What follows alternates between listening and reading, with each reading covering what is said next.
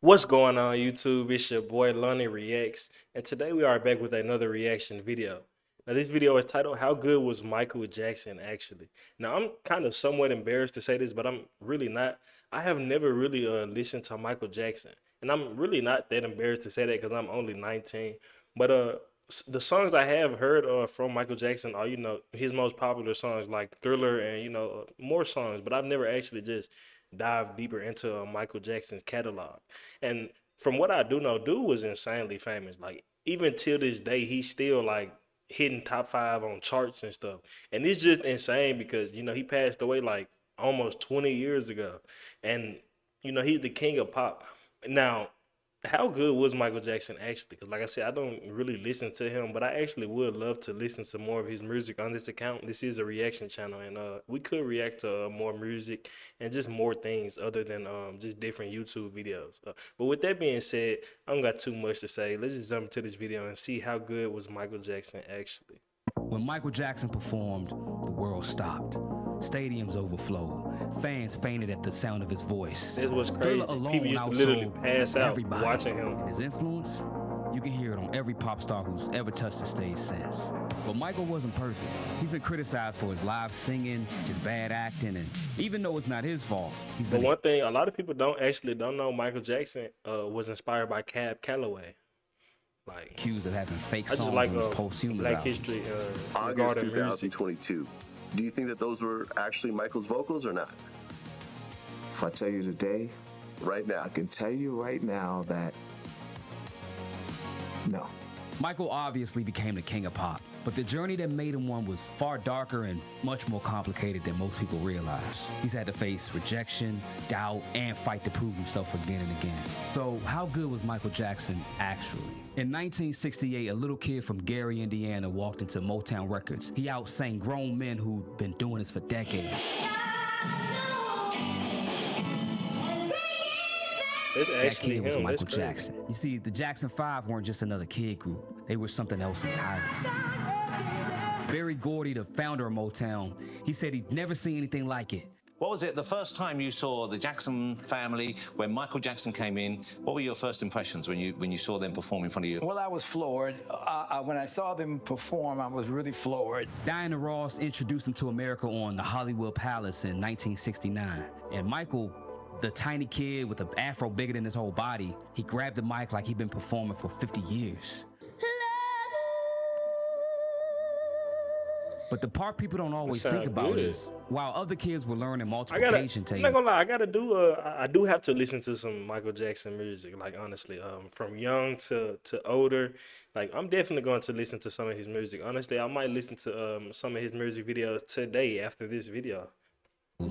Michael was learning choreography. While they were playing tag at recess, he was in the studio until 3 a.m. Actually, becoming like a stage addict. I really am. Like when there are off days and there is no show, I'm up at night dancing just to sing. It's really strange. I guess I'm an addict. Can't help it. Joe Jackson didn't believe in childhood. He believed in perfection. He got it. Through this thing right here, or if you're black, you're probably familiar with the switch. I have heard Michael Jackson had like somewhat of a bad relationship with his father, and that's also why he had like surgery did on his nose. I've read some tweets about that. I'm not sure if it's true because I've never actually dived into it, but I've seen a few people say that. Michael would later say he was so terrified of his father that he'd vomit when he saw him coming. Now think about that. A kid so scared of his dad that he'd get physically sick. Like he looked but scary. that same kid would walk on stage and command an audience of thousands of people. By 1970, the Jackson 5 had 4 consecutive #1 hits. I Want You Back, ABC, The Love You Save, I'll Be There. No group had ever done that before. Michael was 11 years old singing about love and heartbreak in a way that would make grown women cry.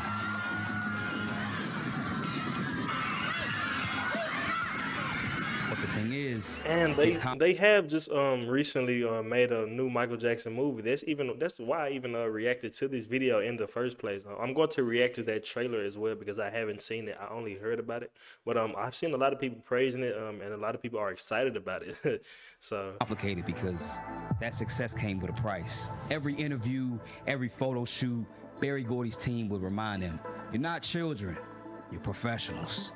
Michael couldn't make friends his own age. He couldn't go to school dances. He couldn't even hardly go outside without causing a riot. He later talked about staring out hotel windows, watching kids play in the park, just watching. Michael just wanted to be normal. But the thing is, he wasn't normal. It's crazy because you See, never he really was think like talented. that, like from the celebrity point of view. Like not a lot of people really think of like how do they feel about this, you know, like, and that would honestly probably be draining. Like you can never really have a normal life. You can never really just go outside.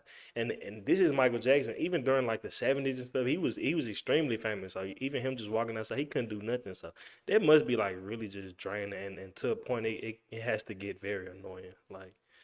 But not just talented, he was absolutely obsessed with music. Who did you start listening to get your kind of singing style? James Brown. I said James Brown and Sammy Davis Jr. because I like the kind of things they do, like fast music. What did you borrow from them? Well, I do most of his dancing on stage, and I just like the way Sammy sings. And the music was incredible. But behind every perfect performance, there was a child who had been hit for missing a step. Behind every smile, it was a kid who didn't know what it was to just be a kid. By 1979, Michael was 21 and desperate to prove something. The Jackson 5 had left Motown and became the Jacksons. But Michael, he wanted more. He needed more. My name is James Phillips. I'd like to know, first of all, how do you feel being up there alone, and are you gonna make appearances by yourself? No, I'm just doing this because these are solo songs for my album, and they put them on the Jackson 5 album. Now enter Quincy Jones, the man who'd worked with everyone from Frank Sinatra to Count Basie. When Quincy agreed to produce Michael's solo album, people thought it was weird. A jazz legend working with a former child star to make pop and disco music. But it was a match made in heaven. Quincy and Mike, they also worked together on the movie The Wiz, and a year later, they dropped off the wall. Don't Stop Till You Get Enough, it still gets played in movies and social events. The album went platinum 4 times, a part that nobody really talks about. Despite selling millions and 4 top 10 singles, the album just got 2 Grammy nods and only 1 win. Michael sat in that audience is this how watching other R&B artists started? win awards he knew he deserved, and then something in him just snapped. He told his lawyer that night, "My next album is gonna be the biggest album of all time." Now, most people would have called him crazy. A 21-year-old kid talking about he's gonna make the biggest album ever. Yeah, he was Michael Jackson, but he wasn't the king yet. Now, Michael had been competing with adults since he was 5. He knew he was talented, but he learned that talent wasn't enough. You needed to be undeniable.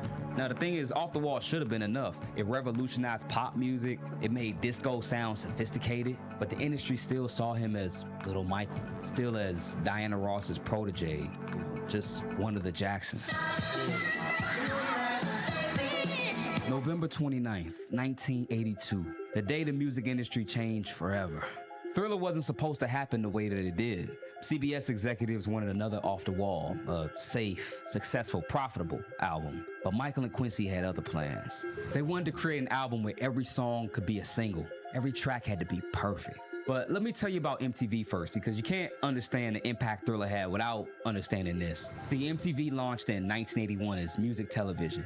They had a very specific format, mostly rock music. They said Michael didn't fit their demographic. When Billie Jean dropped, everybody knew it was a hit, but MTV still wasn't convinced. It wasn't until the president of CBS Records, Walter Yetnikoff, he threatened to pull all of CBS's artists from their rotation until they played Michael Jackson. And once they did, Billie Jean became one of their most requested videos. It opened doors for not just Michael, but for countless artists who came after. But see, Michael wasn't done. It was Motown's 25th anniversary, and Michael was supposed to perform with his brothers. He did, but then he asked for a solo spot. He came out with his fedora, kind of like this one. Black jacket, silver glove, the Billie Jean bass line started to play. And This is when he first did the moonwalk. But Michael still wasn't done changing history. For the Thriller video, he made it into a 14-minute short film. Cost $500,000. Before Thriller, music videos were basically film performances. They might have had some simple effects, but after Thriller, videos basically became mini movies. I want to react to the Thriller music video as well, because I haven't seen that video in a very long time. Like, genuinely, I don't really remember anything about the video except for the dancing. And there was like a woman that he was dancing for or something like that. But that's like literally the only thing I remember. Directors, budgets exploded, storylines. We see it today still.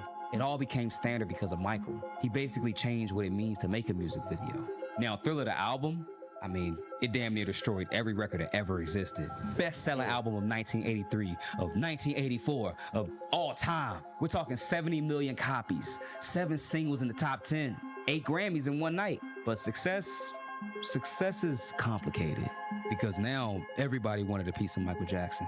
The Pepsi commercial that went wrong, his hair caught on fire during a pyrotechnic malfunction. What? That's when the painkillers started. Then he got backlash for his pop success. Black I radio never heard stations about started that. saying he abandoned his community. And rock critics says he was too commercial. People who ignored him during Off the Wall now saying he's overexposed. Now all of this was just the start of what would eventually become his Achilles heel, the media. Now, fast forward, Michael has spent 3 years preparing for a follow-up album. I mean, the pressure of following Thriller must have been crazy. I mean, imagine trying to follow up the Bible. What do you write next? Bad was the answer. 5 #1 singles from one album. The Bad Tour became the highest grossing tour in history. But there was another conversation happening. Prince. I know they had a little rivalry too. I'm gonna react to some Prince too because I really don't know anything about Prince. See, while Michael was breaking sales records, watched a little Prince bit was of breaking movie musical he was in. boundaries. Purple Rain, Sign of the Times. Critics loved to pit them against each other. Michael was pop, and Prince was art. Michael could dance, but Prince could play multiple instruments. Michael actually wanted to collab with Prince. He reached out for him to do a duet on Bad. But when Prince heard the song, he heard the first line, and he wasn't quite down for that. The first line of that song is "Your butt is mine." Your butt is mine. Now I said, who gonna sing that to whom? Cause you sure ain't singing it to me. And I sure ain't singing it to you. So right there we got a problem. So the rivalry. I don't want to it be wasn't rude to real. them, but isn't Prince gay? But even then, he probably just didn't want Michael. But you know, Not really. They respected each other. But the media always needs a story. And unfortunately, Michael became a prime target for that. The media discovered they could sell more magazines by calling him Wacko Jacko than by celebrating his music. Every weird thing he did became a headline. He bought a chimp, front page news. He slept in a hyperbaric So just chamber. hater. He didn't, but who cares about the truth? Headlines for weeks. And That's then how it be. they Just got always their biggest hate. story yet. I have a skin disorder that destroys the pigmentation of the skin. It's something that I cannot help. Okay, but when people make up stories that I don't want to be who I am, it hurts me. I Michael definitely had do know developed about this. vitiligo, a disease that destroys Like I've seen skin many of these type of pictures where like his skin was white. I've also seen like a lot of people with that disease, and like a lot of people they'll be like why did he change his? He really didn't. I'm pretty sure that was makeup. He'll be wearing on stage and stuff. Like he'll just be wearing white makeup. So like he didn't really change his skin color. He just makeup. Like even then, I've seen like some pictures of Michael Jackson on stage or something, and he'll be sweating and like the makeup just coming off. pigmentation. It was something that defined him in both Like even positive you can and see, you negative can clearly see this is makeup. Like on the right picture, this is visibly makeup. ways. But instead of compassion, he got mockery. By the time the Dangerous album came out, Michael was pushing boundaries again. New Jack Swing with Teddy Riley, Industrial Sounds, Black or White became the most watched television event of 1991. But the Wacko Jacko stories, they just kept coming. He was buying the Elephant Man's bones. He was sleeping in an oxygen tank. The stories got more and more ridiculous. But some people started to believe him. I mean, at the very least, it started to shape his image. The irony is, while some people were calling him a freak, he was still revolutionizing music. The choreography he created during this era, I mean, it's still copied today. Watch any K-pop group. That's Michael. See, Michael, he made one critical mistake. You see, Michael was nice and trusting, but a little too trusting. See, Michael had his own theme park, and he would let kids and their families come stay with him. Now, this is what I do not know about. I've seen so many people, especially like with the Home Alone kid, talk about Michael Jackson was a pedophile. And I really don't know because this is not something I've never just dived into. Like I said, I've never really just researched into Michael Jackson outside of, like the basic knowledge most people would know about him. But I've seen some people say this, and I've also seen some people say that he was proven innocent in like some type of case or trial. So everything was cool. He never had a childhood, so he wanted to do that. But in 1993, everything came crashing down. In August of 1993, Michael Jackson was accused of, let's just say, doing not so nice things to children. Now, this has been a sore subject around Michael Jackson for a long time, but we gotta talk about what it did to him. Because whether you believe he was innocent or guilty, what happened next was basically a public execution. The accusation, even then, that, like, if you innocent, having a lot of people falsely accuse you for something you didn't do, bro, that has to like feel a certain type of way. Because even then, me now, I do not like being accused of doing something I didn't do. Like even of the smallest things, I'll get mad about it. So something about that, I don't know how I would feel. So like, man. Came during the Dangerous tour. Michael was performing at sold-out stadiums when police raided his home. Media coverage was relentless. I mean, it was so bad he had to cancel the tour. He became dependent on painkillers just to function. The case was eventually settled outside of court, but and did he overdose on those Next thing you know, the History album drops. It was half greatest hits and half new material. And the new songs, they were angrier, more defiant. They Don't Care About Us, Scream, Stranger in Moscow. This wasn't the same Michael who sang The Way You Make Me Feel. This was somebody who was hurt and wounded. Now, of course, it's Michael, so the album and the tour was still successful, but you could tell there was something broken that just couldn't really be fixed. The allegations came back in 2003, then came the trial. And he was acquitted on all charges, but acquittal doesn't necessarily mean vindication in the public eye. By this point, Michael proved himself to be one of the greats, but he had still not topped the success of Thriller, and his career was starting to go on the decline. So he wanted to try to top himself one more time, but he had another demon to battle with: Sony Music Entertainment. In 2001, Michael dropped Invincible, his last studio album. Sony barely promoted it. They were in a war with Michael over masters and money, but it still debuted at #1 and still went double platinum. It was a failure for Michael Jackson, but it was still a success that most artists would kill for. But the machine was breaking down, and the debts were mounting up. It wasn't because he wasn't making money. I mean, Michael had lots of assets, but the lawsuits never stopped coming, and everything just seemed like it was closing in on him. So Michael wanted one last hurrah. In 2009, he announced the This Is It tour. 50 concerts at London's O2 Arena, sold out in hours. He was 50 years old, rehearsing like he was 25. The footage from the rehearsals, I mean, he was still magical. Still had that thing that made him different from everyone else. But he was also fragile. He couldn't sleep without meds, and he barely weighed 130 pounds. On June 25, 2009, the King of Pop was pronounced dead at UCLA Medical Center. According to the Los Angeles Times, pop star Michael Jackson died this afternoon. Both the Los Angeles Times and CBS News are both now reporting that Michael Jackson has died. His death was devastating, and according to some, it's still a mystery. But on the bright side, his legacy is still felt, not just by music people, but all of us. So how good was Michael Jackson actually? I mean, the numbers are untouchable. Over 1 billion records sold, 13 Grammy wins, 39 Guinness World Records. Dang. Thriller alone has sold more than most artists' entire careers combined. But numbers, they don't quite capture it. Not really. Watch Beyonce perform. They really don't, because he lived in an age where, like, you know, phones and all of this type of technology really wasn't a thing. People had radios and TVs, and that's how they found out about Michael Jackson. And he became so globally famous.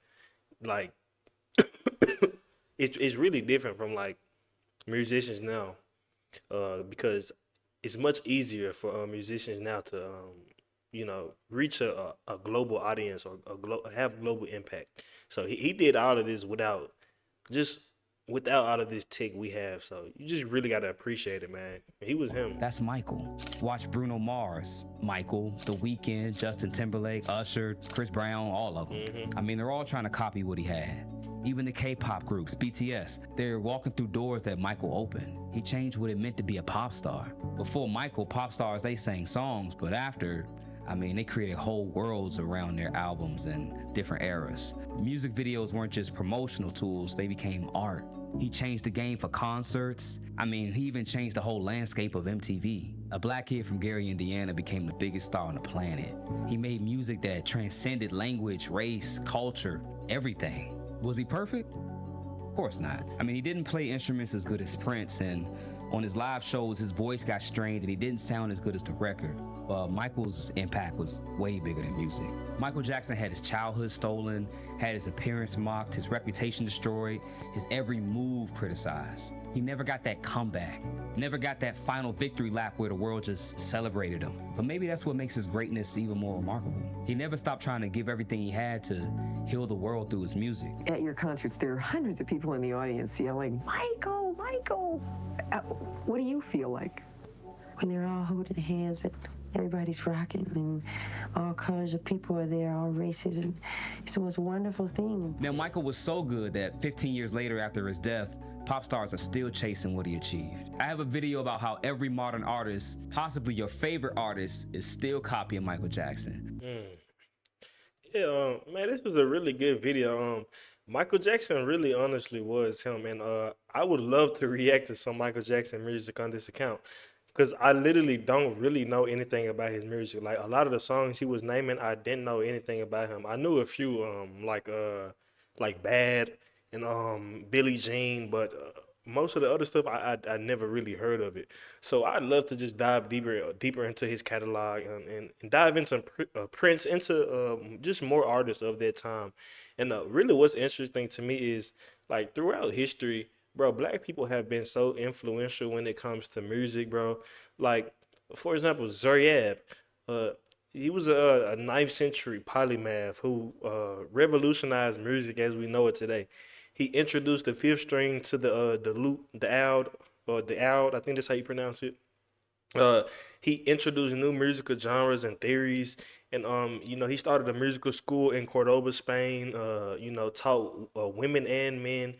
He revolutionized music as we know it today, and it just seems like black people.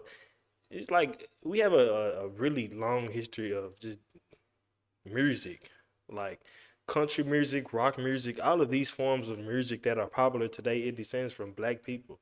And that's what's crazy to me. But this was a good video. And if you did like this video, please subscribe so I can continue doing these reaction videos. And I'll see you guys next time.